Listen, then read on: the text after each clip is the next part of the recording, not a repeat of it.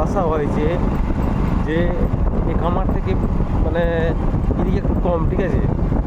কেন বলতে গ্রামের দিকে ঢুকে গেছি তো, তার জন্য। নাই তো ওইদিকে আমরা যখন মেন রাস্তায় আমি আসছিলাম, সেখানে তোমার এক মিনিট, হ্যাঁ, তোমার বাম্পারটা ছিল একটা, মানে 5 থেকে 7 মিটার করে কিছুই দেখা যাচ্ছে না, এত ঘন কুয়াশা। আমি তো পুরোটা ভিজে গেছি, মানে আমার টুপি টুপি জামা প্যান্ট সব ভিজে গেছে, এত কুয়াশা।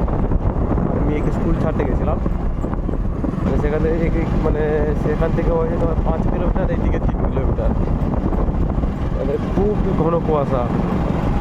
মানে আপনারা দেখতে পাচ্ছ, মানে এদিকে দেখা জমিগুলো কিছু দেখাই যাচ্ছে না। এই যে মানে সামনে একটা দোকান আছে, আমি যাচ্ছি, তোমরা বুঝতে পারবে যে দোকানটা টোটালি কিছু দেখা যাচ্ছে না।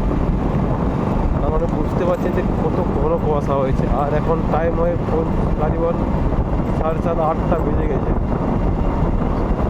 7:30-8টা হয়ে গেছে। তার ফলেও মানে কুয়াশা কম হওয়ার নামও নিচ্ছে না। সামনে একজন সাইকেলও যাচ্ছে, মানে গাড়ি লাইট হেডলাইট চালু করে রেখেছি, বুঝতে পেরেছেন? কেন বলতে সামনে থেকে আসে না, সে কিছু বুঝতে পারা যাবে না।